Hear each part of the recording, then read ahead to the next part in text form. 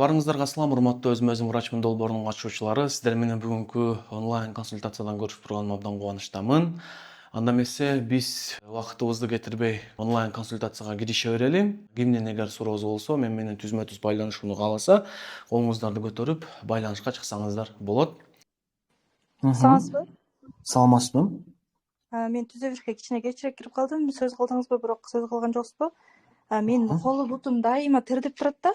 Жай кыш издебей. Ушул эмнеден болушу мүмкүн? Колу бутуңуз кышында дагы, жайында дагы ар дайым тердейт, э? Тирдеп турат. Анан ушундан көп суук тийип берет да, бутум тирдеп турган себепти. Буга чейин кимдерге кайрылып көрдүңүз сиз?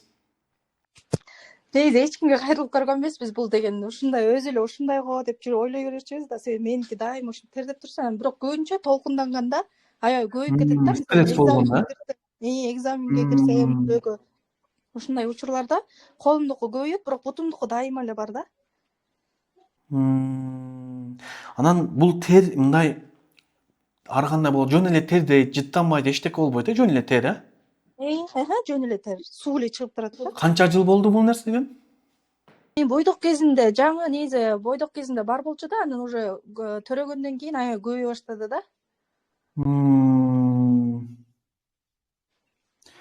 Бутуңуз да көбөйө баштады имен да? Бутумда.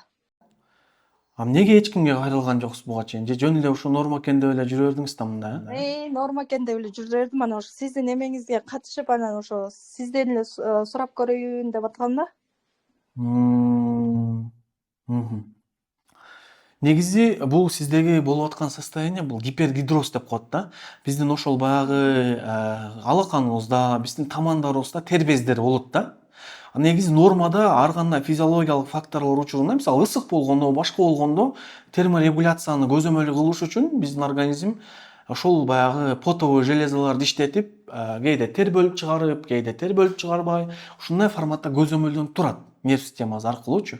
Бирок сиздеги именно бул жерде нерв болгонуңузда, бир нерселерге переживать эткенде, волновать эткенде, ашыкча тердеп, кышы болобу, жайы болобу, дайым тердеп жүрүп, бул уже оору. Бул жөнөкөй состояние эмес, бул нормальный состояние эмес. Бул уже гипергидроз деген диагноз да, бул көрдүңүзбү? Мисалы мен ысыкта тердейм, башкалар деле ысыкта тердейт, же баягы физикалык активдүү болганда тердейсиң, бул нормалдуу көрүнүш. Бирок жөн отурсаң деле, переживать эткенде деле тердеп эле кыйналып, бул уже конкреттүү түрдө дарылоого муктаж болгон оору да, көрдүңүзбү? Эми бизде суроо туулат. Эмнеге сизде ушундай абал болуп атат? Бул абалдын себеби эмне болуп атат? Көрдүңүзбү? Биз ошону изилдешибиз керек. Биринчи биздин жасай турган нерсебиз. Так себебин аныкташыбыз керек. Так диагноз коюш керек. Себеби дегенде бул сизде бир диагноз, бул ушул гипергидроз менен чектелбейт да, көрдүңүзбү? Бир нече диагноз болушу мүмкүн сиздин организмиңиздечи. Ошонун баардыгын биз көрүшүбүз керек. Анан ошолорду дарылаш керек. Ошол оорулар дарылаганда кандай изменение болуп атат сизде? Эмне болуп атат? Көрдүңүзбү? Анан азыр көпчүлүк адамдар кандай подход кылышат? Тери деп атам, демек ошо терди азайта турган, терини кургата турган эле антипреспирант деп коет. Ошолорду колдонсом эле болду дейт да. Бул да туура эмес нерсе. Себеби дегенде оору бул. Ооруну дарыламайынча ал айыкпайт. Көрдүңүзбү? Ал антипреспиранттар деле убактылуу эле сухость кылат, кайра бул абал улана берет.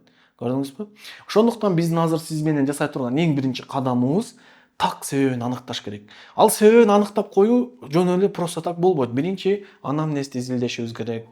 Сиздин бүт оору баяныңыз, сиздин состоянияңыз, жашоо образыңыз баарын изилдегенден кийин анализдерди текшериш керек. Биохимиялык анализдерди, бооруңуздун абалын, щитовидкаңыздын абалын, гормондоруңузду, витаминдерди, микро-макро элементтердин деңгээлин текшеришибиз керек. Исключение кылыш керек.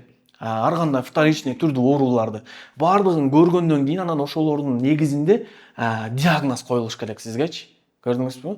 Анан диагноз коюлуп, дарылоо процессин башташ керек. Дарылоо процессин баштаган анан кийин сиз дайыма обратный связь берип турушуңуз керек. Доктор, короче, мынакей дарылоо процессин баштадым. Бүгүн тердегени өтө көбөйүп баратат. Же болбосо тескерисинче азайып баштады. Бүгүн мындай болду, тигиндей болду. 3 ай бою күн сайын маалымат берип турушуңуз керек.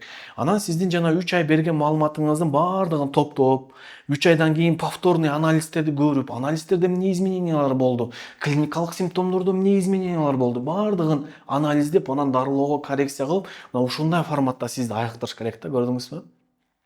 Жөн эле бутуң тер деп атабы? паста темирова коюп кой, фармидрон коюп кой, же болбосо бир синковый майыз коюп кой, же бир нерсени чачып кой, баягы тальтты. Ушинтип бул тилекке каршы бул дарылоо эмес. Бул жөн эле баягы пожарды, баягы өрт чыкканда азайтам деп аракет кыласың, бирок ал кайра өрткө май чачкандай эле нерсе да, кайра көбөйө берет да, көрдүңүзбү?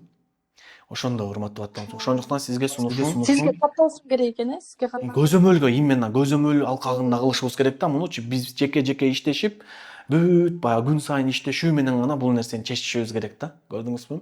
Ошондо гана биз жана ага номерге эле кайрыла берем ошол номерге кайрылсаңыз, ошол номер сизге айтат. Сизге сунушум 6 айлык көзөмөл сизге жетиштүү болот. 6 айлык көзөмөл ичинде бүт ушол процессти колго ала алабыз да.